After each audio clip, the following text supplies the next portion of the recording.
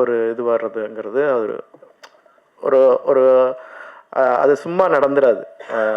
அந்த வகையில் வந்து தினகருடைய உழைப்பு வந்து என்னால் எப்படி சொல்கிறதுனே தெரியல. ஃப்ரம் ஏ டு இசட் வரைக்கும் ஒரு நிறைய வேலை பார்த்தாரு. Very organic director. ரொம்ப ரொம்ப ஆர்கானிக்காக இந்த வேலையை கொடுத்தாரு. ஏன்னா சில சமயம் சில மீட்டிங் நடக்கிற மாதிரி சீன் நடக்கும்.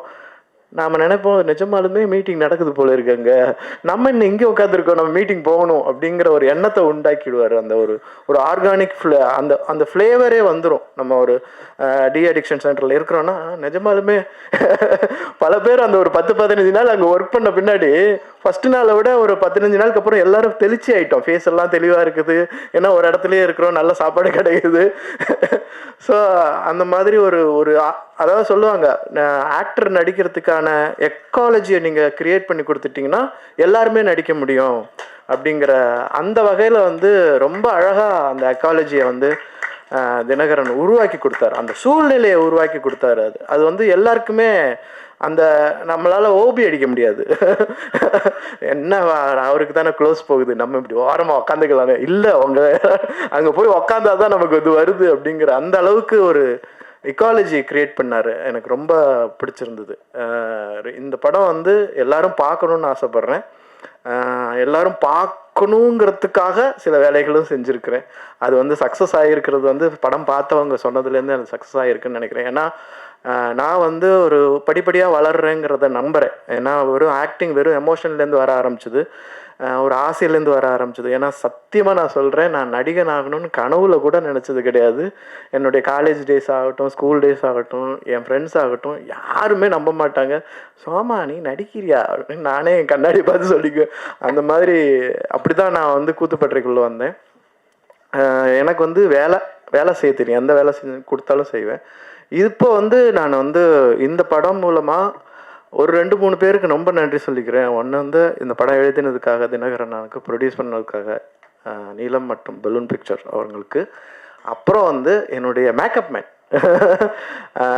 அவர் வந்து அப்போ இருந்தார். அவர் பேர் லிபின். நான் வந்து ஒரு பீரியடில் வந்து நிறைய படம் பண்ண ஆரம்பிக்கும் போது எனக்கு வந்து ஒரு ஒரு வகையான ஒரு ப்ரொஃபஷனலிசம் வர ஆரம்பிச்சிது. So I started to choreograph the acting. ஏன்னா திரும்ப டேக்கு கேட்குறாங்க அப்படிங்கும்போது கொரியோகிராஃபர்ஸ் தான் அதே ஸ்டெப்பை திரும்ப அடிப்பாங்க. அந்த மாதிரி ஐ started to choreograph the acting. At the same time வந்து ஒரு இன்ட்யூஷனாக அந்த டயத்தில் என்ன எமோஷன் வருது ரிலேட்டட் டு த கேரக்டர், அதுக்கான கேட்டை திறந்து வச்சுட்டு தான் நான் அந்த வேலையை செஞ்சேன். அந்த மாதிரி தான் இந்த படம் பண்ணேன். அதில் வந்து ரொம்ப ஹெல்ப் பண்ணது வந்து அதனுடைய மேக்கப் மேன்.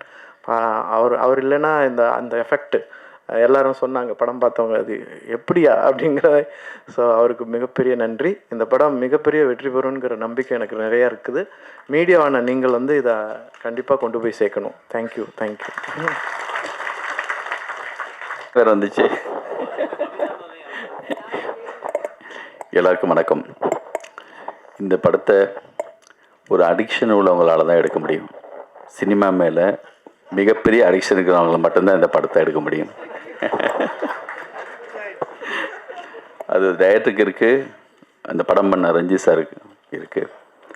கண்டிப்பாக இந்த படம் இந்த காலகட்டத்தின் குரல்னு ஒரு சில படங்கள் இருக்கும்.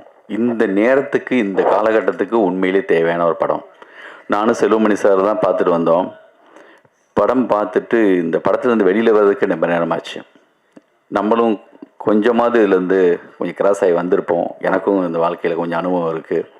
சினிமாவுக்கு வந்த புதுசில் நம்மளை கேட்குறதுக்கு ஆள் இல்லைங்கிறப்போ நம்ம இஷ்டத்துக்கு நம்ம என்ன மாதிரி சுதந்திரமாக இருப்போமோ அப்படி தான் இருந்திருப்போம்.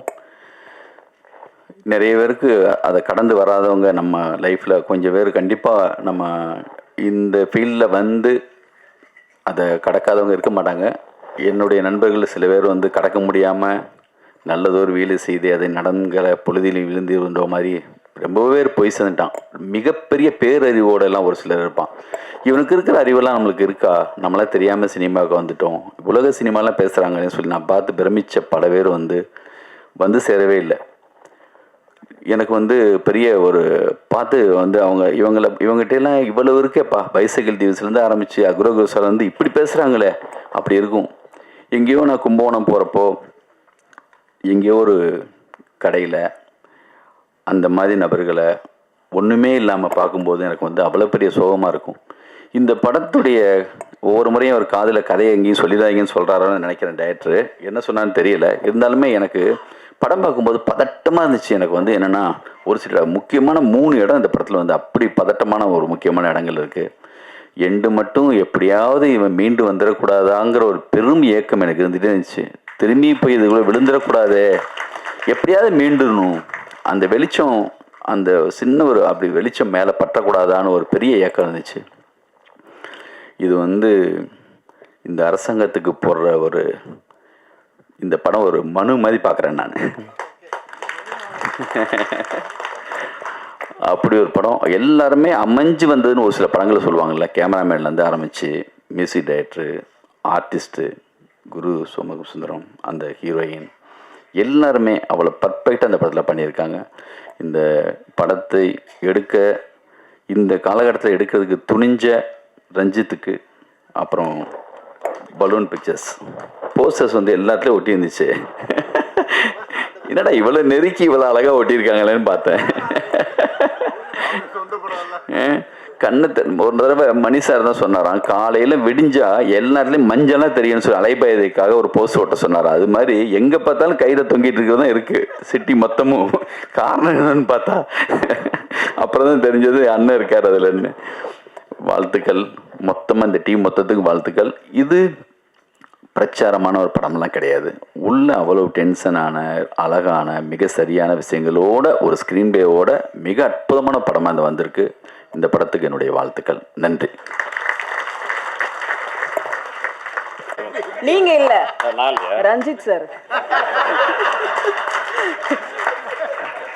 நீலம் முகவரி பா ரஞ்சித் அவர்களை பேச அழைக்கிறோம்.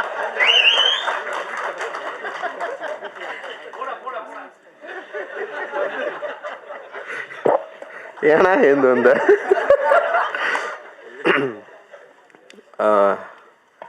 ஜெய்பீம், ரொம்ப சந்தோஷம், மகிழ்ச்சி உங்களை எல்லாரும் பாட்டில் ராதா அப்படின்ற ஒரு நிகழ்வில் சந்திக்கிறதுல.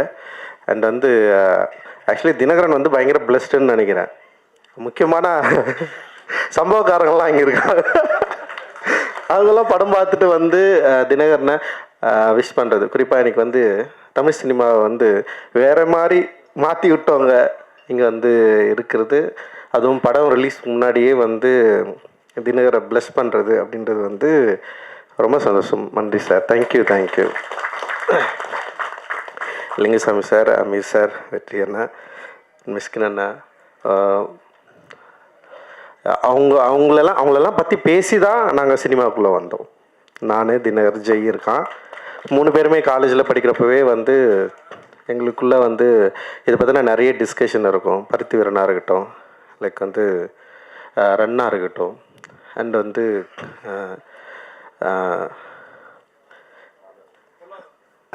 இல்லை ஒரு எமோஷ்னலாக இருக்கு. பொல்லாதனா இருக்கலாம். பொல்லாதனை விட நாங்கள் பயங்கரமாக பேசுனது வந்து ஆடுகளம் பற்றி தான். ஆடுகளமில் இருக்கிற அந்த கேரக்டர் கிளைமேக்ஸு, அவன் ஏன் வந்து கத்தி அவன் கொடுத்தான், அவன் சொருனானா இல்லையா, இல்லை வந்து அவன் ஏன் செத்தான் அப்படின்றதுக்கு நான் ஒரு கிளைமேக்ஸ் சொன்னேன். நான் பேட்டைக்காரன் ஏன் வந்து செத்து போயிடுறான் அப்படின்னா, நான் என்ன சொன்னேன்னா, பேட்டைக்காரன் சாவலைன்னா உயிரோட இருந்தால் அவன் கொண்டுருவான்டா அவனை அப்படின்னு நான் சொன்னேன். அவன் ஏதோ ஆனால் இவனுக்கு என்ன சொன்னாங்கன்னா, பேட்டைக்காரன் கடைசியில் திருந்துடுறான் அப்படின்னு சொன்னாங்க. நான் சொன்னேன் சத்தியமாக அவன் திருந்த மாட்டான் அப்படின்னு நான் ஒன்று சொன்னேன். அண்ட் வந்து அஞ்சாத இருக்கட்டும், அண்ட் வந்து ஓனாய் மாட்டுக்குட்டியும் அவருடைய சினிமாக்குள்ள அந்த மனித உணர்வுக்குள்ள குறிப்பாக வந்து ஒரு திருநங்கை கேரக்டரை வந்து அவர் பயன்படுத்தி அப்படி பேச வச்சார்ல, அந்த ஒரு நிமிஷம் ஒரு 2 நிமிஷம் கதை இருக்கும், ஒரு பயங்கரமாக எமோட்டானேன் நான். ஸோ இவ்வளோ இன்ஸ்பயரான ஒரு அண்ணன்களுக்கு முன்னாடி, இயக்குநர்களுக்கு முன்னாடி அவங்கள பார்த்து இன்ஸ்பயர் ஆகி நாங்களும் படம் எடுக்கும் வரணும்னு சொல்லிட்டு ஃபஸ்ட்டு நான் வந்துட்டேன். காலேஜில் நான், ராஜா, ஜெய், தினகர் எல்லாருமே வந்து ஒரே இயர்மெட்டில் இருந்தால் நிறைய பேர் வந்தாங்க எங்களோட சேர்ந்து. ஸோ நான் வந்து ஃபஸ்ட்டு டைரக்டர் ஆகிட்டேன். அண்டு 2வது ஜெய் ஆனா, 3வது வந்து தினகர் வந்திருக்கான் இப்போது. அண்ட் ராஜா வந்து ஆர்ட் டைரக்டராக இருக்கான். ஸோ எங்களுக்கு வந்து உண்மையிலேயே இது ரொம்ப சந்தோஷமான, ரொம்ப மகிழ்ச்சியான மேடை. ஸோ நான் அவங்க 2 பேரையும் வந்து ரொம்ப கெஞ்சி கேட்டுக்கிட்டேன், படம் பண்ணாதீங்கடா, அனிமேட்டர் ஆகடா, அனிமேட்டர் அனிமேஷன் டைரக்டர் ஆகும்டா, அனிமேட் படம் பண்ணுங்கடா, இது பயங்கரமான வேர்ல்டு, அதுக்குள்ளே போங்கன்னு சொல்லிட்டு நான் எவ்வளோ புஷ் பண்ணேன். ஆனால் அவனுங்க வந்து இல்லை தமிழ் சினிமாவில் வந்து இயக்குநர்களுக்கு தான் வந்து ஒரு ஸ்டார் அந்தஸ்து இருக்குது, அதனால் வருவன்னு ரொம்ப பிடிவாதமாக வந்துட்டானுங்க. ஆனால் அவனுக்கு வந்தோடனே எனக்கு பயமாயிடுச்சு. வந்து உடனே என்கிட்ட தான் அசிஸ்டன்ட் டைரக்டராக சேருன்னு சொல்லிட்டு வந்துட்டானுங்க. இப்போ நான் வந்து ரொம்ப என்னென்னா இவங்க அசிஸ்டன்ட் டைரக்டர் ஃப்ரெண்டுன்னு சொல்லிட்டு அது ஒரு இது எடுத்துக்கக்கூடாதுன்னு நான் கொஞ்சம் பயந்தேன். நான் ஒரு ஃப்ரெண்டுன்னு சொல்லிட்டு அவனுங்க உள்ளே வந்து ஏற்கனவே ஒர்க் பண்ணுற அசிஸ்டன்ட் டைரக்டர்ஸை கோ டைரக்டர்ஸை டிஸ்டர்ப் பண்ணக்கூடாது, அந்த மாதிரி இன்ஃப்ளூயன்ஸ் இவங்க பண்ணக்கூடாதுன்னு சொல்லிட்டு அவங்கள ரொம்ப அசிஸ்டன்ட் டைரக்டராகவே ட்ரீட் பண்ணேன், ஃப்ரெண்டாகவே ட்ரீட் பண்ணல. அதுக்கப்புறம் கிட்டத்தட்ட ஒரு 5-6 வருஷம் எங்கள் ஃப்ரெண்ட்ஷிப்பே காணாமல் போயிடுச்சு. நாங்கள் பேசிக்கிறதே இல்லை, பேசிக்கவே மாட்டோம். அவன் பாட்டுன்னு வருவானுங்க, ஒர்க் பண்ணுவானுங்க, போவானுங்க. அப்புறம் வந்து வேலையில் ரொம்ப கருணையற்று இருந்தேன் நான். அதனால் அவனுங்க ரொம்ப பயந்து தான் வேலை செஞ்சானுங்க. ஆனால் பயங்கர எஃபோர்ட் போட்டானுங்க. நிச்சயமாக என்னுடைய மற்ற உதவி இயக்குநர்கள் எந்த அளவுக்கு சிரத்தையோடு என்னுடைய வெற்றிக்கு, என்னுடைய திரைப்படத்துக்கு பாடுபட்டார்களோ அதே போல் வந்து பாடுபட்டவர்கள் தான் இந்த 2 பேருமே. ஸோ என்னுடைய உதவி இயக்குநர்களும் இன்றைக்கி வந்து படம் பண்ணிட்டுருக்கிறப்போ என்னுடைய நண்பர்களாக, என்னோடய உதவி இயக்குநர்களாக அவங்களும் இன்றைக்கி வந்து படம் பண்ணுறாங்க, படம் பண்ண போகிறாங்க. அண்டு இதை பார்க்குறப்போ வந்து உண்மையிலேயே வந்து ரொம்ப சந்தோஷமாக இருக்குது. அண்டு ஸோ அப்புறம் நீலமில் படம் பண்ணுறது வந்து ரொம்ப ஈஸின்னு சில பேர் யோசிக்கலாம். இந்த மாதிரி கண்டென்ட்னா நீலமில் பண்ணிடலான்னு சொல்லிட்டு.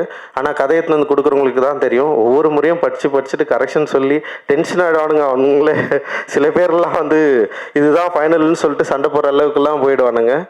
அந்த மாதிரி தான் வந்து ஒவ்வொரு முறையும் வந்து படிச்சுட்டு இது ஒர்க் ஆகலைன்னா ஒர்க் ஆகலை, ஒர்க் ஆகுனா ஒர்க் ஆகுது. ஆனால் எல்லா ஸ்கிரிப்டும் முடிஞ்ச அளவுக்கு நானே படித்து நானே வந்து அதுக்குள்ளே ஒர்க் பண்ணுவேன். ஸோ இதில் வந்து இது வந்து ஒர்க் ஆகலைன்றது வந்து செகண்ட்ரி.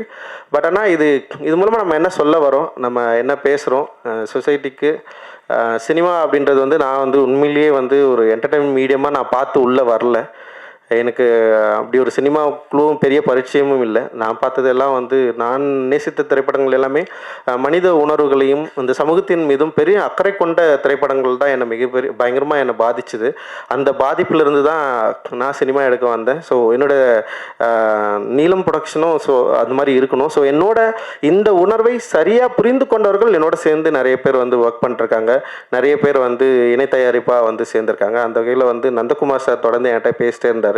ஸோ அப்படி தான் வந்து நான் அவர்கிட்ட வந்து ஒரு 2 தினகர் தான் வந்து டைரக்டர் முடிவானதுக்கப்புறம் ஒரு 2 கதை வந்து அவங்களுக்கு வந்து அனுப்பிச்சி வச்சேன். ஸோ அதில் வந்து பாட்டில் ராதாவை பண்ணலான்னு சொல்லிட்டு அவங்களும் முடிவு பண்ணாங்க, நானுமே முடிவு பண்ணேன்.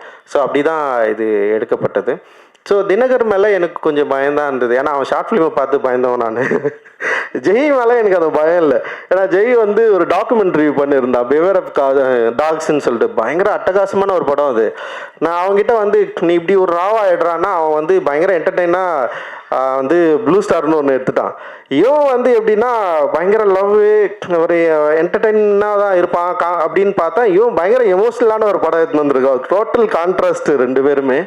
அண்ட் வந்து அது என்ன ஃபஸ்ட் டைம் வந்து நான் படம் பார்த்து முடிச்சதுன்னே வந்து பார்த்தா வெல் எக்யூப்டு ஒரு படமாக அது இருந்தது.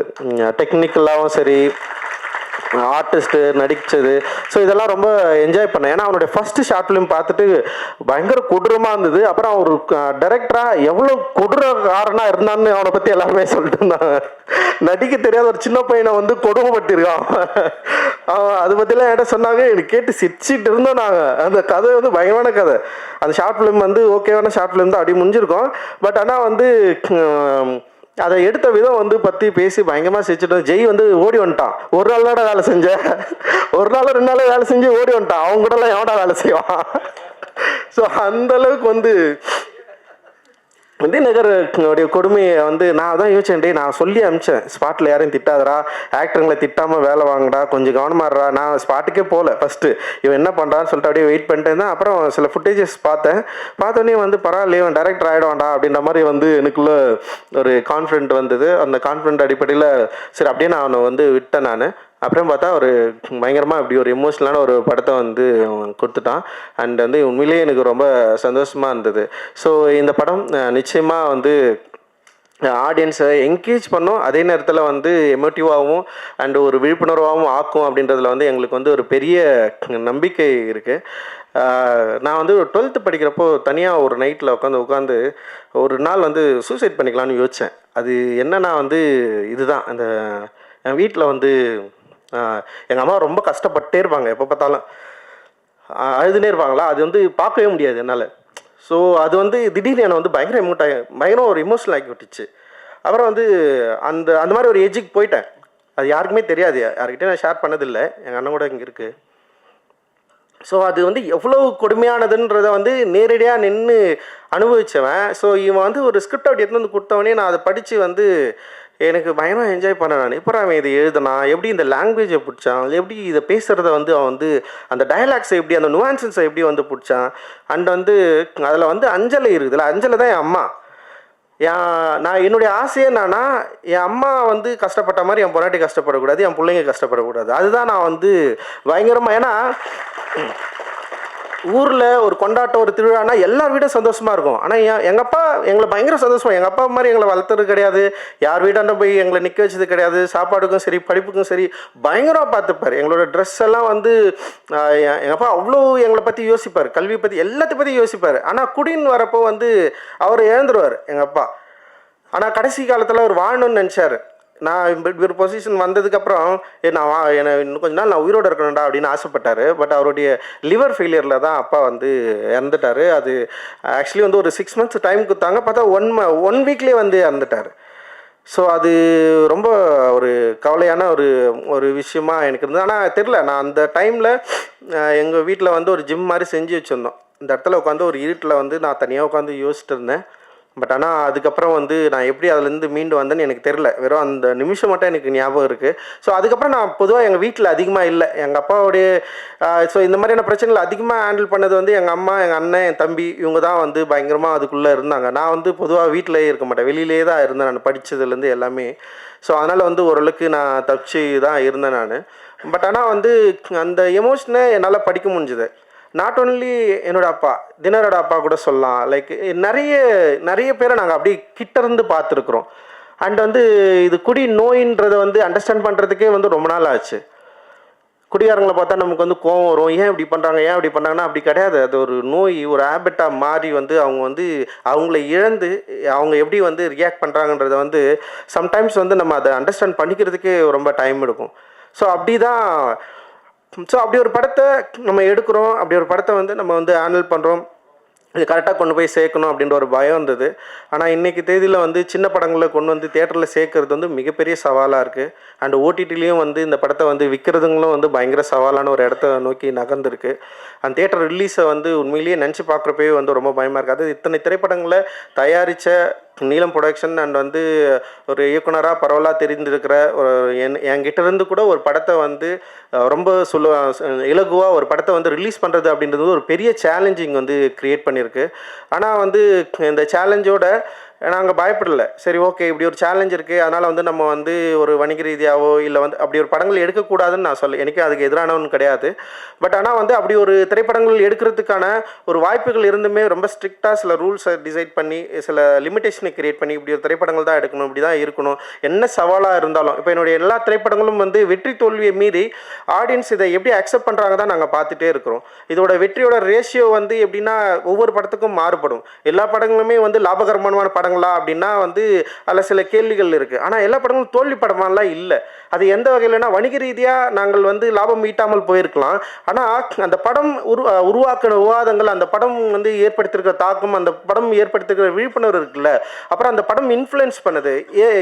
இதுக்கப்புறம் வர நிறைய ரைட்டர்ஸை, ஆக்டர்ஸை இன்ஃப்ளூயன்ஸ் பண்ணுதில்ல. ஸோ அந்த மாதிரியான ஒரு ஆர்ட் ஒர்க்கை நம்ம தொடர்ந்து குத்துட்டே இருக்கிறோம் அப்படின்ற ஒரு பலம் இருக்குல்ல, அதுதான் வந்து என்ன பண்ணுதுன்னா ஒரு அட்ரினலின் மாதிரி வந்து புஷ் பண்ணிட்டே இருக்குது, நம்ம தொடர்ந்து பண்ணிட்டே இருக்கணும். ஸோ இவ்வளோ பேர் வந்து பாராட்டினோன்னே எனக்கு வந்து பயங்கர எனர்ஜி ஆயிடுச்சு. என்னடா இது வந்து நம்ம எனக்குமே வந்து சோர்ந்துடக்கூடாது அப்படின்ற மாதிரி எனக்கு தோணுது. ஸோ வந்து அதுதான் வந்து நாங்கள் தொடர்ந்து புஷ் பண்ணிட்டே இருக்கிறோம். அண்ட் வந்து டெஃபினட்டாக என்றைக்குமே வந்து ஃபர்ஸ்ட் படத்துலேருந்தே எனக்கு வந்து மீடியாவோட சப்போர்ட் என்றைக்குமே இருந்துகிட்டே இருக்குது.